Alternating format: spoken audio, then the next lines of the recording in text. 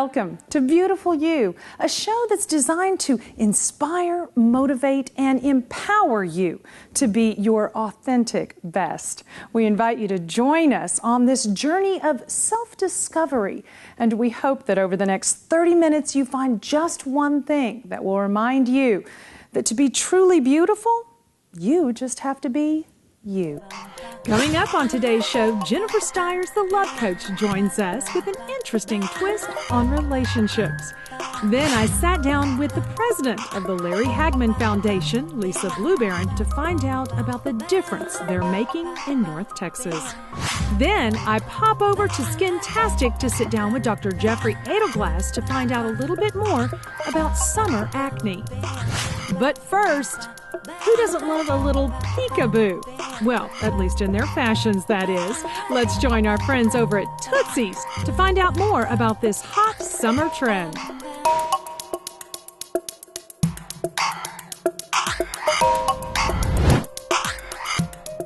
My favorite trend of the season, peekaboo. It is so your favorite trend. So it comes in a variety of different ways, from sheer to midriff-bearing tops to the side slit. So at the Academy Awards a few years ago, Angelina Jolie single-handedly brought back the power of the slit. Was that already a few years ago? I know. Wow.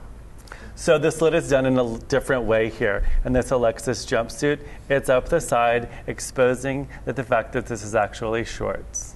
I love it. It's so different. I see that also in different dresses now, where you have a mini skirt underneath and then a sheer long skirt on top. Reminds me of the same thing.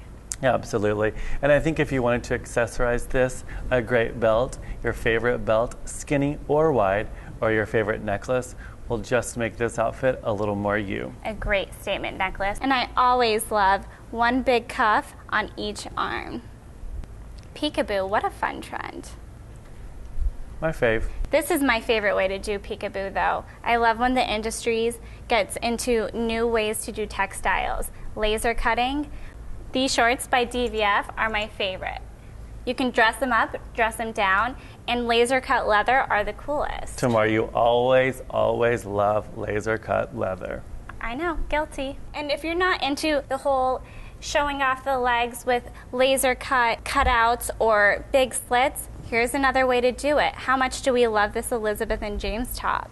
We're showing the peekaboo trend a little more conservatively with this Elizabeth and James top, that it has the exposed sheer shoulder. I love it. You can put this back with your favorite skinnies, or even what about a high-waisted jean? Here's another detail about this shirt that I'm completely coveting is this big sheer panel. It just adds to the flow and the movement of the top, which makes it just effortless and easy and something for brunch. Yeah, and the flow brings a little drama to the party. We love a little drama. And if we're talking versatility, you can take this leather short right into the fall, pair it with your favorite turtleneck, and keep going. I love a great turtleneck. They're actually very chic. I think they went out for a while, but they're back. Totally back. How about a great tight with it? That's another way you can warm it up. Perfect with your booty for the fall also. Fabulous. And a moto jacket. So if it's perforated leather, a side slit, a front slit, or a sheer panel, peekaboo is definitely something to have in your wardrobe this spring. And I'll take a piece of that.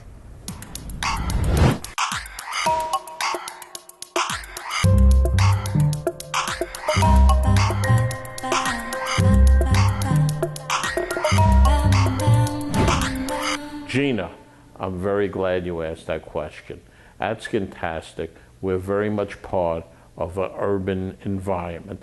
And although all skin has many characteristics the same, there are a lot of differentiating factors in each person and each type of skin. Having 30 years of experience, we have learned over time what to do for each type of skin. And we pride ourselves on being able to do the right thing for many, many different types of skin. For example, in hair removal, we use a melanin reader, and what this does, it tells us the type of skin that you have and how dark it is. Even if you have a suntan from one week to the other, we can read the change and adjust our machines to take into account the amount of sunlight that you've absorbed and how tan you are to proceed with your procedures. This type of skin color measurement is really revolutionary, and we're proud that we have the capabilities to do this.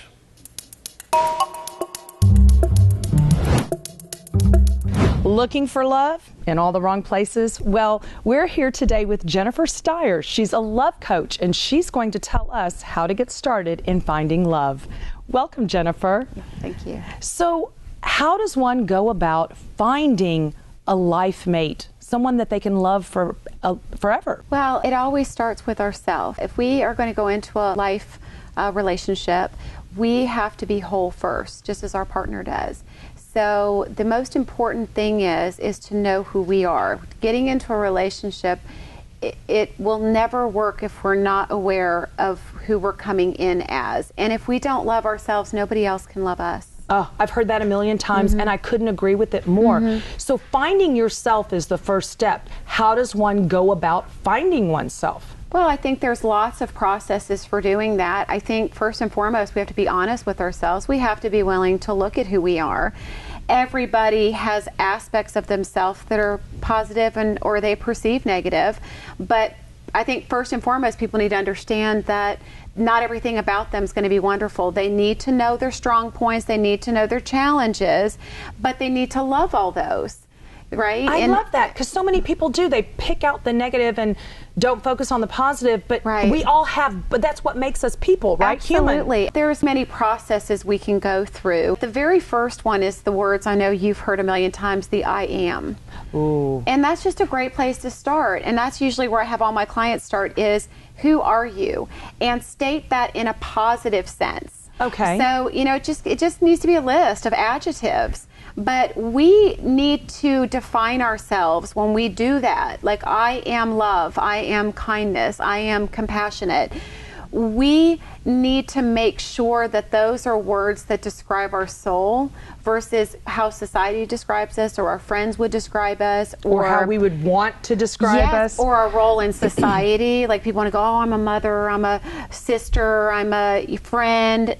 Who are you as a person, as an individual? What makes you you? A lot of people, I think, stop themselves from finding love because they're constantly saying what they deserve.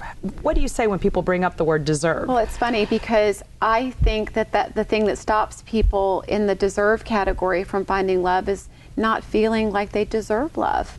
So it's a worthiness factor. So I think that there's two ways in which we could look at I deserve. The I deserve, like you spoke of, where it's the ego speaking and it's an expectation. Like, I deserve this as an entitlement. But there is the element of I deserve from a worthiness standpoint. Like, I am a child of God. I deserve love. I deserve kindness. We deserve to get back what we give.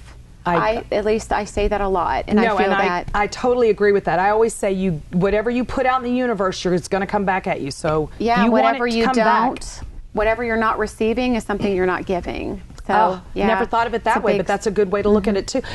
And when you say expectations, is it okay to have expectations? No. Okay. All right. Absolutely not, because expectation is one of those things that it's something that we are holding somebody else to a standard. An expectation is trying to make somebody be who they're not, who we want them to be. And an intention is good for ourselves when we're setting intentions, not expectations for ourselves, but intentions. So at least it's putting something out there for us. But an expectation in a relationship only sets somebody up for failure. For failure, really, And for you to say, I am, you've got to come into a relationship with somebody else and they have their I am list. It's not I am, you are. It's I am, you am. Okay. It's not really you am, but you know what I'm saying. It's being able to see each other that way, from that standpoint, versus I am this and I need you to be that for me. because that's what an expectation is. That is an expectation, is needing something from someone. And that can be simple. That can be as simple as somebody saying, well, I needed you to hug me at that point. I needed you to tell me this when I said this to you. And how would someone know those things? Expectations are, that's right. That's it. You're holding somebody to a standard, something they're going to read your mind. Never going to happen. Never going to happen. Never going to happen. And then you're going to be disappointed and say that person's not for me. Would you say that it's okay then if you come home and you've had a bad day to communicate with someone, I really need a hug right now? Absolutely. I mean, that's what we should do. I think that is where people tend to go wrong, especially women. Men want to please women. And women, we want a man to read our mind. So what happens is, because men are so direct, if women can learn to be a little bit more direct and tell a man what she needs, or to tell him, a lot of times it's great in a communication to be able to say, you don't have to fix this. I had a bad day. I just want to talk about it. If you can just let me have 5 minutes, you don't have to fix anything. All I want to do is vent, all I want to do is vent and get it out, and then we can leave it behind and have a glass of wine and do whatever we're going to do. I love that. But it's just creating that space for it and telling him that he doesn't have to do anything about it. That communication, definitely. And if you would like to be inspired, well, then check out Jennifer's Facebook page. It's Jennifer Styers, the Love Coach. And if you'd like more information about her coaching, check her out on the web at www.jenniferstyers.com. Thank you so much for coming and sharing this. Thank you for having me. Positive light.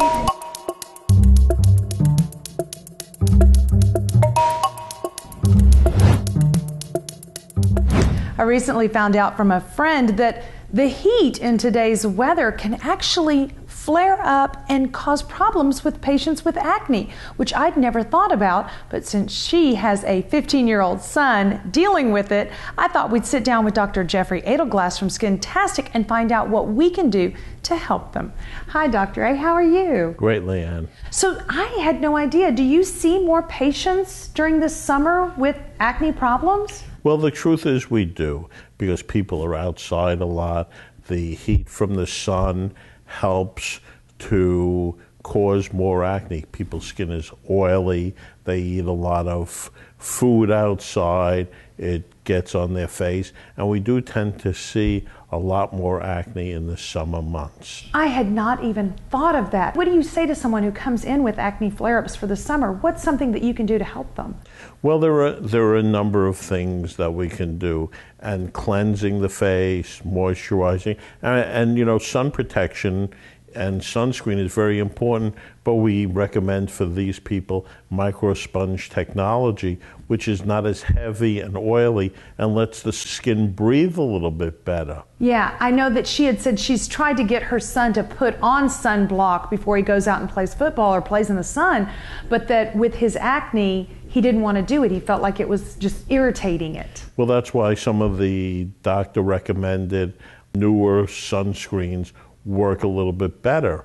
And kids could, if they apply them, it's not an easy chore to get children and teens to follow recommended regimes.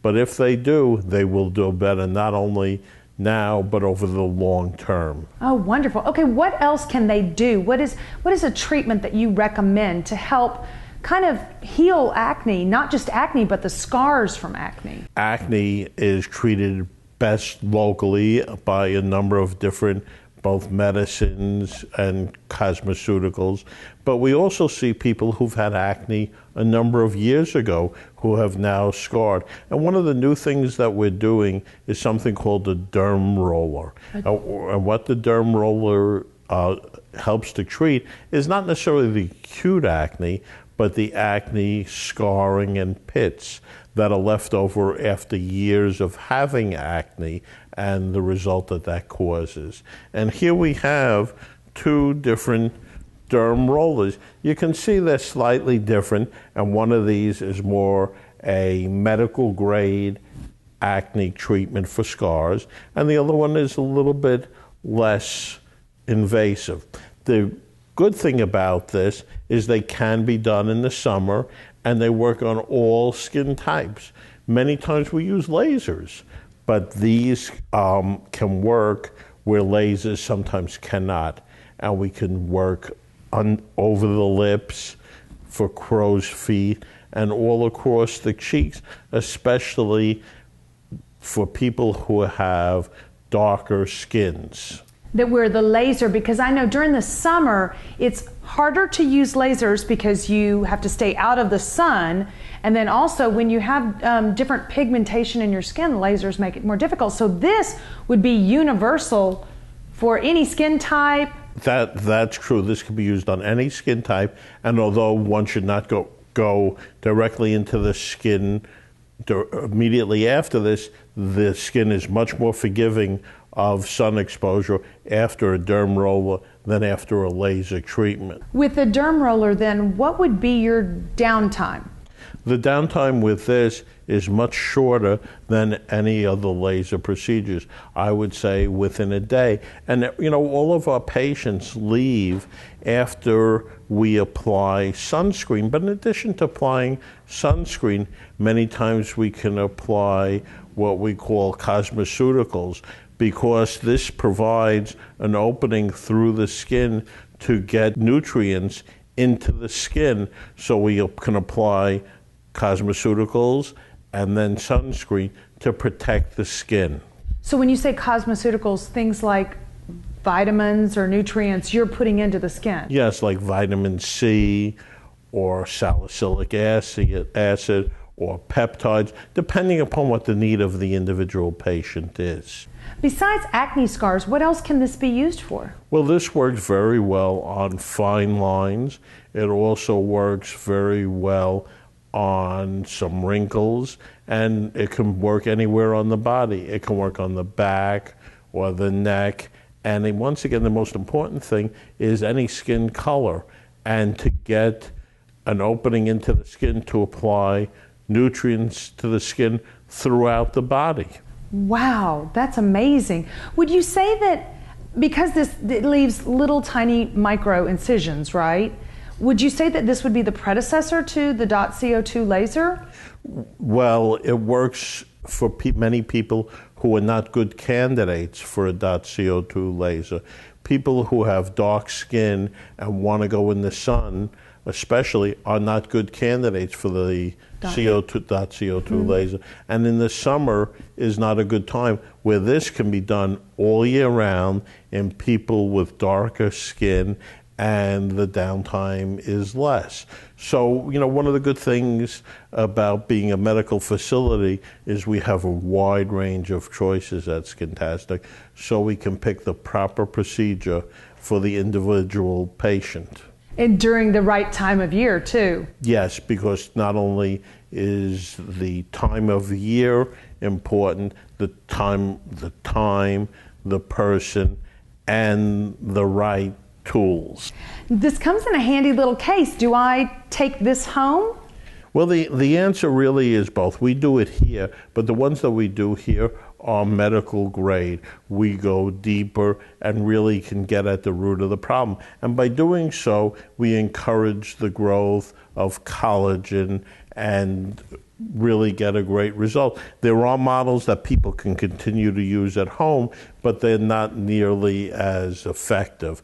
So sometimes a partnership of us doing it here and a model to take home to continue the treatment, but come back for more when they really want a deeper, more effective treatment. Okay, how much effectiveness do you see when you use this for acne scarring? Many people who have had acne scarring know that this is a very difficult problem, and we see tremendous improvement in people. This is not a perfect solution, but there is no perfect solution. But many of our patients are very, very happy and improve consistently with a number of treatments.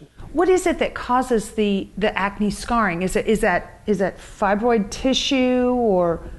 Well, it's the shrinkage of the skin and the depression of the skin. And what this does, it causes increased collagen to grow beneath the skin and raise the skin up to make it flatter and smoother. So really, even if you didn't have acne scars and you use this, it would give you a rejuvenated appearance. Yes, it does, and that's why we also use it for wrinkles and folds above the lips. Some people even use it to plump their lips. Really? Yes. My gosh. So you just come to Skintastic and then you guys would use a medical grade and that would help plump the whole face. Well, we can do that, but what we really need to do is consult with each patient individually and see what the best form of treatment is for you. For that, I love that. Now, this is sort of new. Tell me a little bit about the research behind this. Well, you know, this has been around in Europe for a number of years, and it's really catching on in the United States because there's nothing that beats good results. That's true. So as people are looking more and more beautiful, more and more people are coming in for this kind of treatment. I love that you're at the forefront with research. Anything else you want to tell us about your research? Well, you know, at Research Across America, we do a lot of research, and we are currently looking for a number of people who have active acne to try new medicines, both pills and creams, to try to reduce the amount of acne they're having. And this is for both teenagers and adults. Wow. So not only do you make people look more beautiful, but you're helping them from the inside out. I love that, Dr. A. Well, thank you. It's a great job. If you'd like to find out more about the Derm Roller, check out Dr. A's website at skintastic.com. And if you'd like to find out about the studies being done at Research Across America, you can find them online at researchacrossamerica.com. Thank you so much, Dr. A. What great information.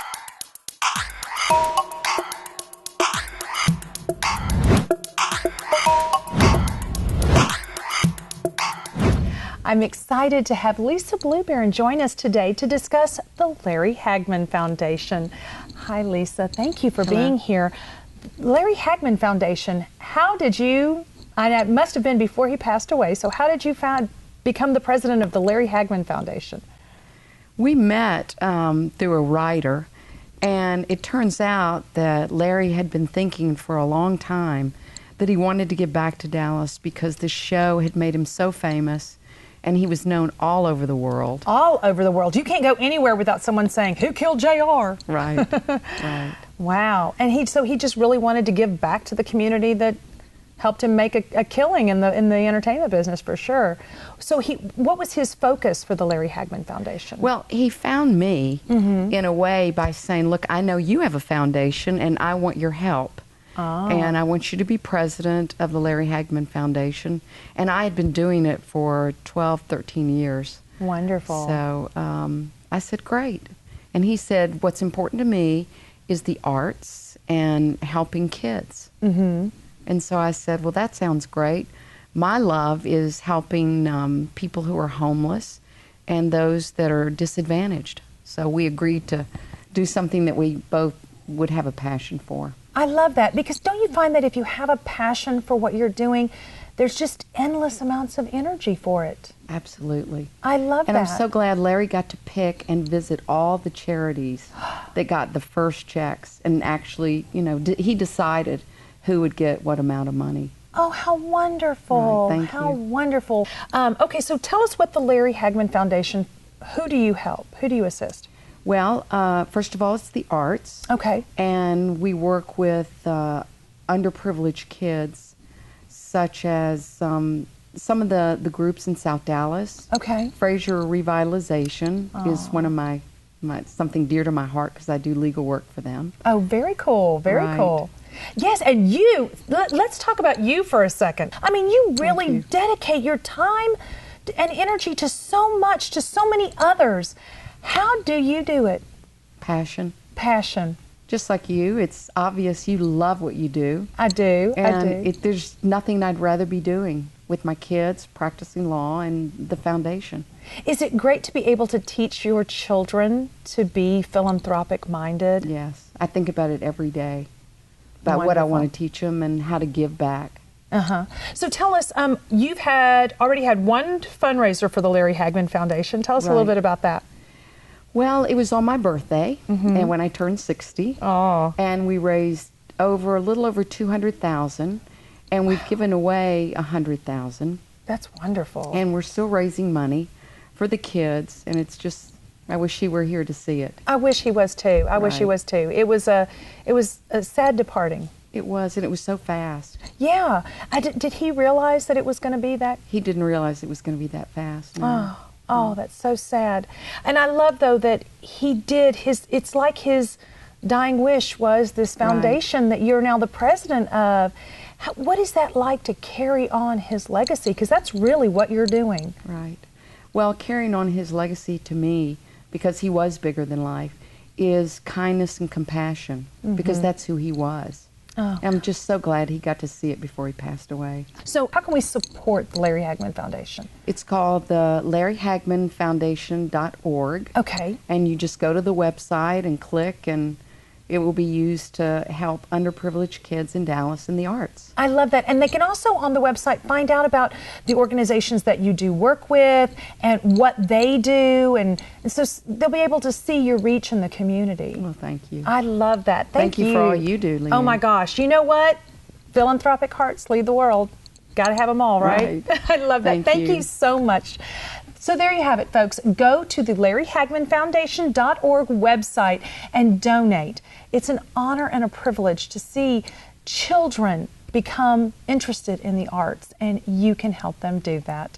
Thank you so much for joining us today. Thank you. Amazing.